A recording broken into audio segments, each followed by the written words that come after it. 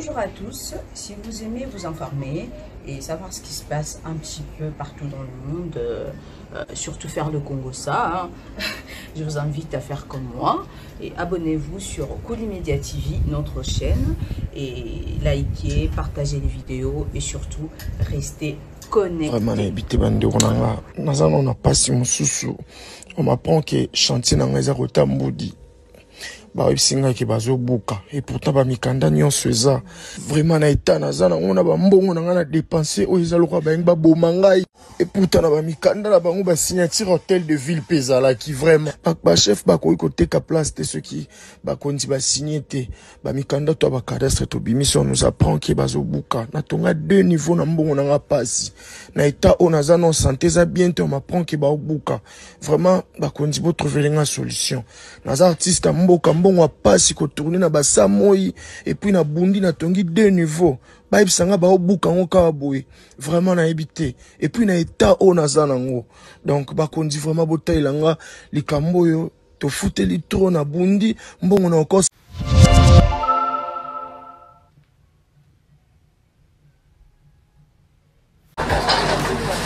lelo pona ko buka ba ndako nyonso batongi awa nakati ya site ya cimetière ya Kinsuka, cimetière oyo ekangama pona ezaki ya kotona mais pona ko permettre ko désaffecter ngo kangango pe ko désaffecter ngo ekoma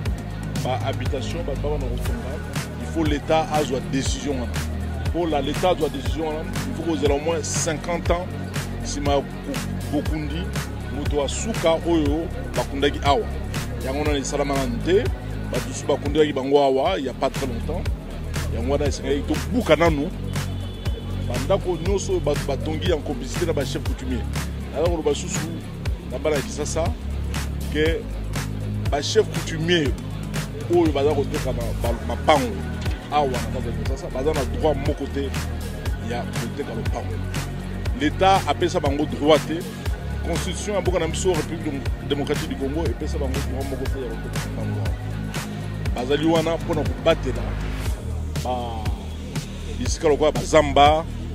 bisika oyo l'état atongi nanu te bango baza kobatela mpe bapesaka rapport na l'état kaka l'état aza na droit ya kodésaffecter bacimetière mpe ya kozwa décision kobanda kosala balotissement.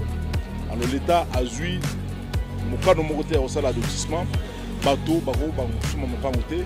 bako pe ko banda kotonga nakati ya cimetière bateau nyonso batongi awa na cimetière oyo ya Kinsuka basali bongo désordre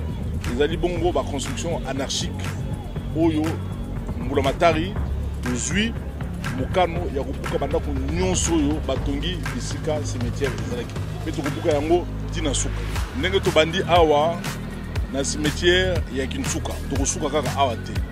ba cimetière mususu lokola ya Kimbantseke kuna pe l'état na ntozui mbeko ya ko désaffecter yango te to kobuka ba construction nyonso anarchique oyo esami kuna cimetière ya Kasavubu na wondi batatongi banda kuna ebele esengeli to keno kobuka yango na mikolo ya to kobuka pona kozongisa l'état na badroit na ye pe total ndenge nini soki biso moko to désaffecter yango total ndenge nini to kobongisa liboso banzela to bongisi espace régie des eaux kozala to bongisi espace oyo bana ba obeta ndembo to bongisi espace oyo ba kosala wenze to bongisi espace oyo kozala ba pharmacie to bongisi espace oyo kozala ba école simana yango toyebi ko sala ba lotissement ndenge esingi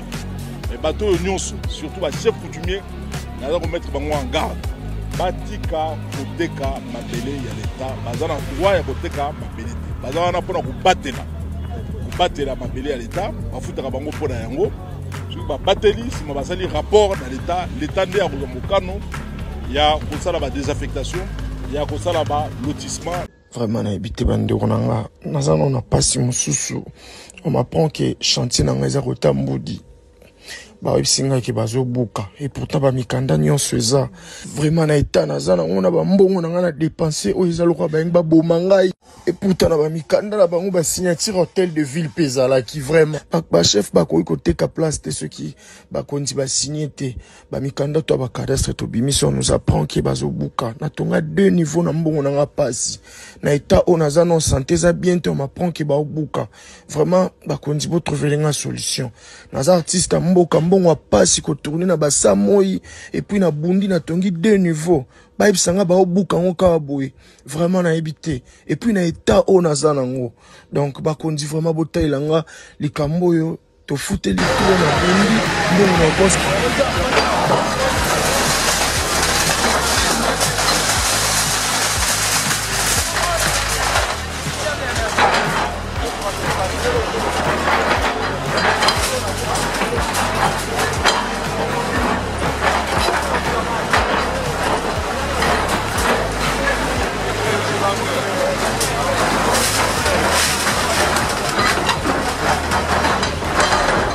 Bambia wameaki. Ana niko naye hapa niko namwambia bambie mbio meko anakaa namba. Sasa na bakia bana.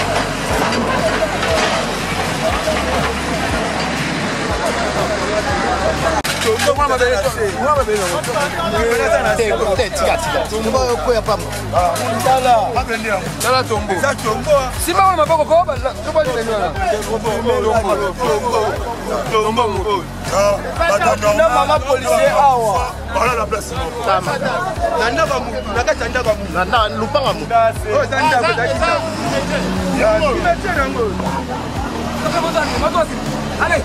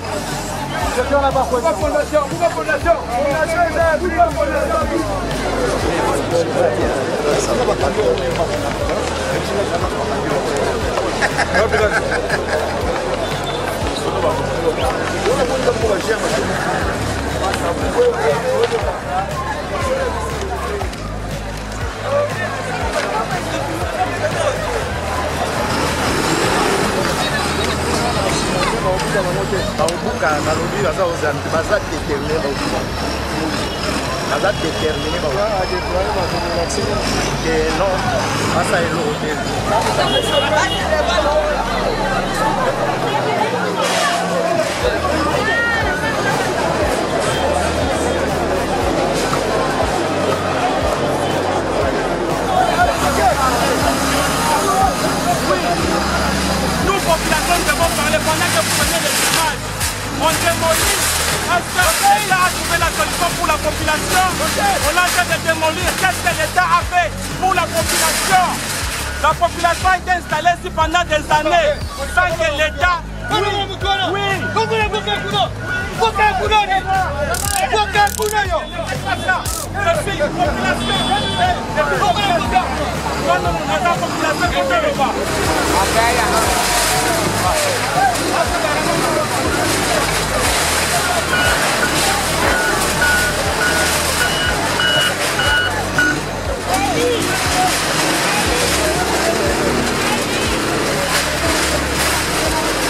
Après, je